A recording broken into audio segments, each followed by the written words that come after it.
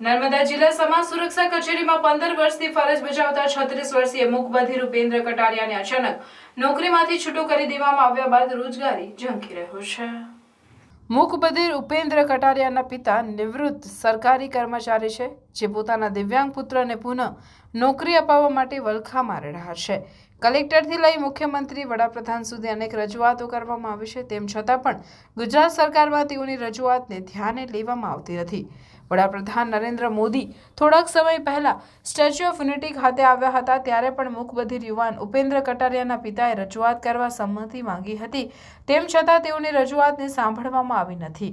સૌનો સાથ, સૌનો વિકાસ માત્ર ને માત્ર રાજકારણીઓ માટે સાર્થક બન્યો છે। અહીં તો નોકરી રોજગારી વગર કેટલા યુવાનો ભૂખે રજડી રહ્યા છે। ત્યારે ગુજરાત સહિત ભારત દેશે વિકાસની હરણફાળ પ્રગતિ કરી છે, ત્યારે સંવેદનશીલ સરકારમાં અનેક રજૂઆતો કરવા છતાં મૂકબધિરના પિતા પોતાના પુત્રને નોકરી અપાવવા માટે વલખા મારી રહ્યા છે। કેવડિયા કોલોની ખાતે સરકારી નોકરી કરતા નવીન ચંદ્ર પી કટારિયા પોતાની ફરજના ભાગરૂપે મૂકબધિર યુવાન ઉપેન્દ્રને ધોરણ 10 અને ત્યારબાદ કોમ્પ્યુટર ડેસ્કટોપ સહિતનું ઉચ્ચ શિક્ષણ પ્રાપ્ત કરાવ્યું અને સમાજમાં ગર્વ સાથે અનેક યુવાનો સાથે કદમથી કદમ મિલાવી આગળ વધ્યો। વર્ષ 2009માં ગુજરાતના તાત્કાલિક મુખ્યમંત્રી અને વર્તમાન વડાપ્રધાન નરેન્દ્ર મોદી જ્યારે રાજપીપળા ખાતે આવ્યા હતા, ત્યારે મૂકબધિર યુવાન ઉપેન્દ્ર કટારિયાના માતા પિતાએ તેમના પુત્રને રોજગારી મેળવવા માટે ધરણા કર્યા હતા। આ ધરણાના પરિણામ સ્વરૂપે મૂકબધિર યુવાન ઉપેન્દ્ર કટારિયાને રાજપીપળા સમાજ સુરક્ષા કચેરીમાં કોમ્પ્યુટર ઓપરેટર તરીકેની નોકરી મળી હતી અને તે 15 વર્ષ સુધી સતત ફરજ બજાવતો ગયો અને તેની કામગીરીના ભાગરૂપે સરકાર તરફથી તેને એવોર્ડ પણ આપવામાં આવ્યો છે। મૂકબધિર ઉપેન્દ્ર કટારિયાની કામગીરીથી અનેક સરકારી સાહેબો પ્રભાવિત થયા હતા। દરેક કામમાં તેની નિપુણતા જોવા મળતી હતી।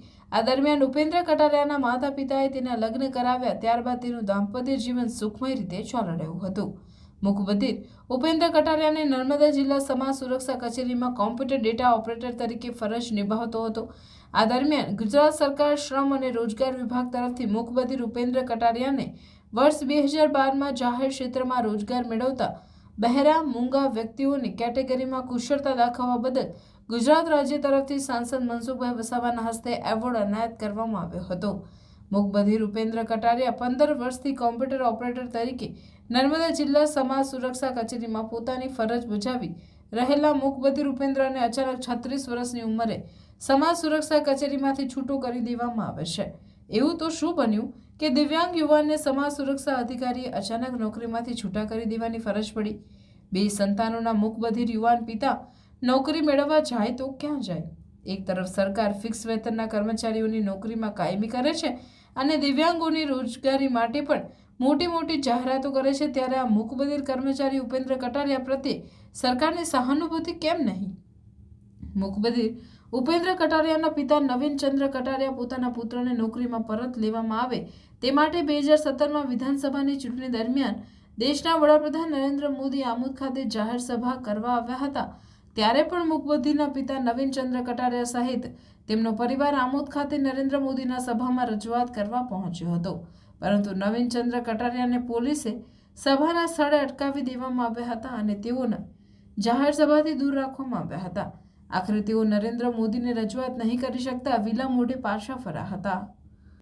તેઓએ નર્મદા નદીમાં ઝંપલાવી જળ સમાધિ લેવાનું નક્કી કર્યું હતું, પરંતુ પોતાના કુટુંબની જવાબદારી તેઓના ઉપર હોય તેમની જવાબદારીના ભાગરૂપે કલેક્ટરથી લઈ સીએમઓથી લઈને પીએમઓ સુધી અનેક રજૂઆત કરી ચૂક્યા છે, છતાં પણ મૂકબધિર ઉપેન્દ્ર કટારિયા કોઈ પણ જગ્યાએ નોકરી કે રોજગારી મળી નથી।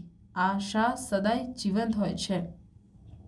તેઓને વર્તમાન સરકાર પર ભરોસો હોય તેઓ હાલમાં રાજ્ય સરકાર તરફથી કોઈ પણ જગ્યાએ નાની મોટી નોકરી મળશે તેવી આશા રાખી બેઠા છે। સિનિયર સિટીઝનના પિતા 67 વર્ષની ઉંમરે પોતાના દિવ્યાંગ પુત્રની રોજગારી મેળવવા માટે વલખા મારી રહ્યા છે। સરકાર જાગો, સરકાર હવે તો કંઈક વિચારો। દિવ્યાંગ યુવાનની સંવેદના સમજી સરકાર તેના માટે કંઈક કરે તે જરૂરી છે, પરંતુ હાલ તો મૂકબધિર ઉપેન્દ્ર કટારિયા પોતાના પરિવારની આજીવિકા માટે નોકરી મેળવવા માટે ભરૂચ જિલ્લાની જીઆરડીસીમાં આવેલ અત્યાર સુધી એણે કર્યું 2023 સુધી એણે નોકરી કરી। 2009થી 2009માં એ લાગેલો ત્યારથી અત્યાર સુધી એણે ઓફિસમાં ફરજ બજાવી સમાજ સુરક્ષા કચેરી નર્મદા ડિસ્ટ્રિક્ટ નર્મદાની અંદર, અને અત્યારે 2/10/2023 ઉપેન્દ્ર કટારિયા મૂકબધિરને સરકારશ્રીએ ગ્રેજ્યુએટ નથી એવું કરીને કાઢી મૂકવામાં આવ્યો છે. વર્ષોથી અમે પેપરમાં બહુ છપાયું છે, દુનિયાભરના RPAD કર્યા છે, મુખ્યમંત્રીશ્રીને, વડાપ્રધાનશ્રીને, સમાજ સુરક્ષા અધિકારીશ્રીઓને, ધારાસભ્યશ્રીઓને, સાંસદશ્રીઓને કોઈને બાકી રાખીને આખો મારો ઠેલો ભરાઈ ગયો છે. આમોદની અંદર રજૂઆત કરવા ગયેલા, દરેક બહુ જ રજૂઆતો કરી છે, પણ અત્યાર સુધી એ જે કરતો હતો તેમાંથી બી અત્યારે કાઢી મૂક્યો. એટલે હવે તો હું પેન્શન પર જીવું છું. 23,000 રૂપિયા મારું પેન્શન છે. એના પોતે તો કશું કરતો નથી, કારણ કે સરકારે એને નોકરીમાંથી કાઢી મૂક્યો ને લેખિતમાં પાછું આપ્યું છે મને ગ્રેજ્યુએટ નથી એટલે કાઢી મૂકવામાં આવ્યો છે. હવે એ લોકો 2 પતિ પત્ની છે, બંને બેરામૂંગા છે. એના છોકરા 2 છે, એક છોકરી 11 સાયન્સમાં ભણે છે, બીજો છોકરો 4થામાં ભણે છે. એ લોકોની ફી ભરવાની, વાનના પૈસા, અત્યારે હું ભાડાના ઘરમાં રહું છું, ભાડાના પૈસા, 23,000ના પેન્શનમાંથી હું કંઈથી બધું કરી શકું. એને જો સરકાર નોકરી આપે તો એ લોકોનું કંઈ કરી શકે. તો મારી સરકારશ્રી પાસે ખાસ માંગણી છે. અને અત્યારે મેં જે આ 25/10/2023 કાગળ લખ્યા, વડાપ્રધાનશ્રીને લખ્યા, સમાજ સુરક્ષા અધિકારીશ્રીને લખ્યા, દરેક જગ્યાએ રજૂઆત કરી, પણ કોઈ મને જવાબ આપ્યો નહીં. જવાબમાં ખાલી એટલું આવી ગયું કે તમારો છોકરો ગ્રેજ્યુએટ નથી એટલે અમે એને નોકરીમાંથી બરખાસ્ત કરીએ છીએ. ને આટલા વર્ષથી જે નોકરી કરી એ પાણીમાં જતી રહી. સરકારશ્રીએ વિચારવું જોઈએ કે આ 15 વર્ષથી નોકરી કરે છે એક જ જગ્યાએ, તો એને કાઢી કેમ મૂકીએ? કમસે કમ એને નીચલી કક્ષામાં પટ્ટાવાળા તરીકે કોઈ જગ્યાએ, બીજી કોઈ જગ્યાએ પ્રાઇવેટમાં કે કોઈ સારા સેક્ટરની અંદર સમાવવાની સરકારશ્રીએ કોશિશ કરવી જોઈએ. કંપનીઓમાં કોઈ પણ કામ મળે તે કામ કરવા માટે તૈયાર છે. હાલમાં અનેક જગ્યાએ નોકરીની શોધ કરતો સવારથી સાંજ સુધી ભટકી દિવ્યાંગ મૂકબધિર ઉપેન્દ્ર કટારિયા નોકરી માટે ઠોકરો ખાઈ રહ્યો છે. આવનાર સમયમાં મૂકબધિર ઉપેન્દ્ર કટારિયાની વેદનાની રજૂઆત સંવેદનશીલ સરકાર સુધી પહોંચે તે જરૂરી બન્યું છે. જુઓ મૂકબધિર ઉપેન્દ્ર કટારિયા તેની ભાષામાં શું કહેવા માંગે છે. મૂકબધિર ઉપેન્દ્ર કટારિયા પોતે દિવ્યાંગ હોવાથી બોલી શકતો નથી, પણ મૂકબધિર ઉપેન્દ્ર કટારિયા તેની વેદનાને, વ્યથા તેની ભાષામાં સમજાવી રહ્યો છે કે હું બેરોજગાર બન્યો છું, મને નોકરી માટે છૂટો કરી દેવામાં આવ્યો છે, મારા પરિવારમાં પત્ની સહિત 2 સંતાનો છે, તેમનું ભરણ પોષણ કઈ રીતે કરીશ? નોકરી માટે અનેક જગ્યાએ જાઉં છું પણ નોકરી મળતી નથી. નોકરી મળે તો સારું. જાગો સરકાર જાગો, અત્યારે નહીં તો ક્યારે?